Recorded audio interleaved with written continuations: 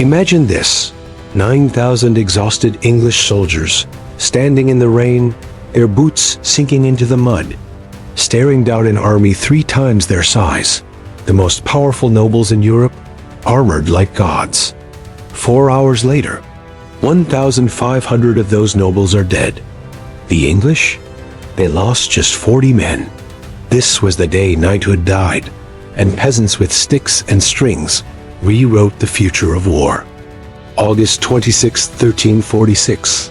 A muddy field near a small French village called Crécy would become the graveyard of medieval chivalry. For centuries, heavy cavalry ruled Europe's battlefields. Knights in shining armor had crushed every enemy who dared stand before them. But that afternoon, everything changed. The legend of noble invincibility met the cold reality of English longbows. King Edward III of England had invaded France, claiming the throne through his mother's bloodline. He brought about 15,000 men, a mix of knights, men-at-arms, and thousands of English and Welsh longbowmen. His campaign through Normandy was brutal. Villages burned, fields were torched, churches were looted. This scorched earth strategy, called a chevauchée, was designed to humiliate France's King Philip VI, proving that he couldn't even protect his own people. By late August, Philip finally caught him.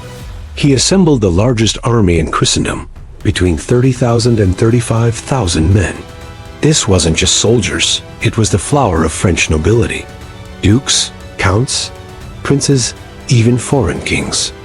It looked less like an army and more like a royal parade in armor. The French outnumbered the English 3 to 1.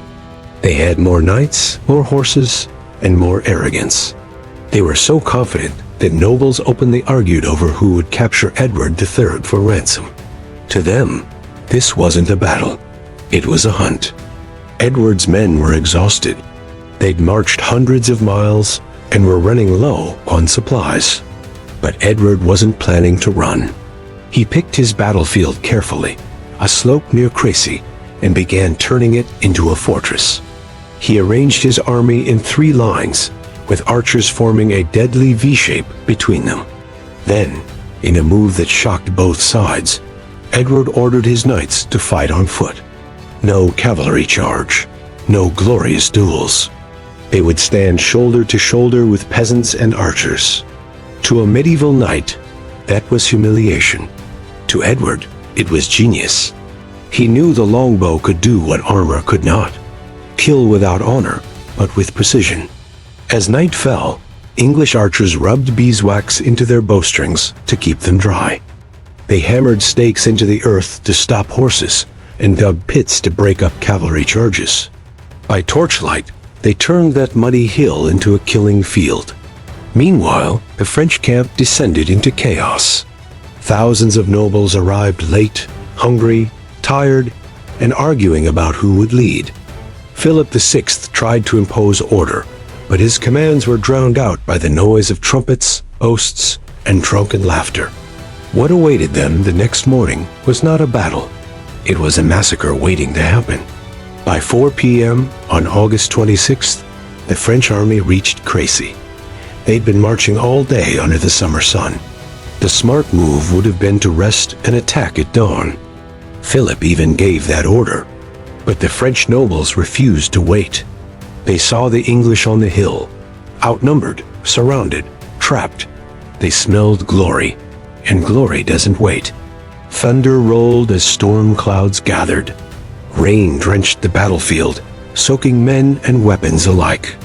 The English calmly unstrung their bows and tucked the strings under their helmets. The French crossbowmen, Genoese mercenaries, weren't so lucky. Their bowstrings stretched and went slack. They had no time to dry them. When the rain stopped, the English quietly reset their weapons. The French? They charged headlong into disaster. The first to move were the Genoese crossbowmen, 5,000 professional mercenaries. Normally, they were deadly accurate. But this time, their heavy shields, the pavises, were still with the baggage train. They had to advance without cover. At 150 yards, they fired their first volley. Most of the bolts fell short. Then the English answered. 5,000 longbows fired at once. The sound was like thunder ripping across the sky.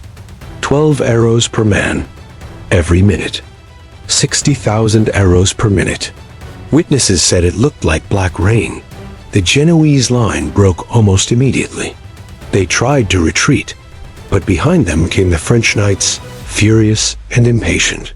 The Count of Alencon shouted, "Kill me this rabble that blocks our way." And they did. The French knights cut down their own mercenaries, trampling them under hooves to clear a path. The front of the French army turned into a blood-soaked traffic jam. Genoese dying under French horses, knights crushed in the mud, arrows slicing through all of them. And the English archers just kept firing. Then came the French cavalry, wave after wave of armored knights charging uphill through mud and corpses. Each horse weighed over a ton. Each knight's armor cost more than a peasant would earn in a lifetime. But against the longbow, that didn't matter. Arrows pierced visors, joints, and legs. Horses reared and screamed as shafts drove into their faces and throats. When a horse fell, the knights behind crashed into it, turning the charge into chaos. The English archers never stopped. When they ran out of arrows, they sprinted into the field, pulled arrows from the dead, and fired them again. The French charged 16 times, 16 suicidal waves, each one weaker, bloodier, more desperate than the last. Even King Philip VI joined the final charge. An arrow tore through his jaw. His horse was killed under him. He had to be dragged from the field by his guards, as the sacred French battle banner, the oriflamme, fell in the mud. The age of chivalry was over, and in its place stood mud, blood, and mathematics. But amid the horror came one moment of insane nobility. John of Bohemia, completely blind for 10 years, refused to flee. He ordered his men to tie their horses together so they could lead him into battle. He said, "The King of Bohemia does not flee from battle."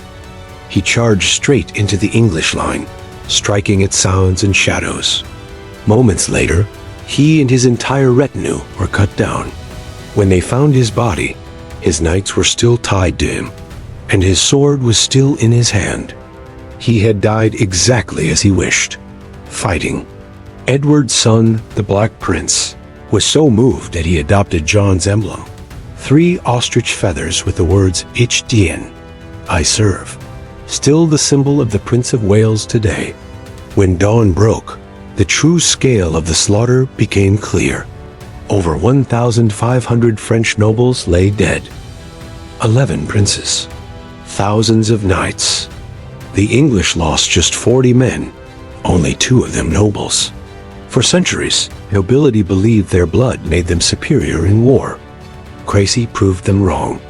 A Welsh peasant with a longbow could kill a duke just as easily as another knight. The social order of medieval Europe cracked that day.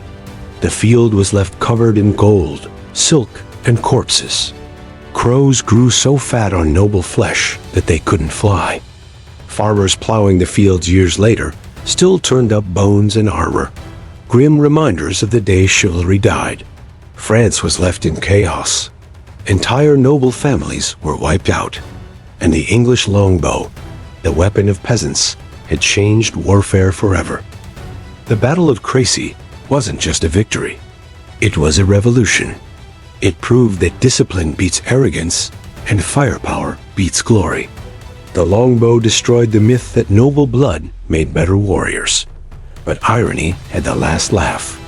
A century later, the longbow itself was replaced by gunpowder. And just like that, the weapon that killed knighthood became obsolete too. On August 26, 1346, the medieval world ended, not with a sword, but with a storm of arrows. Common men with wooden bows brought down the mightiest nobles in Europe, and in doing so, they killed not just an army, but an entire way of life.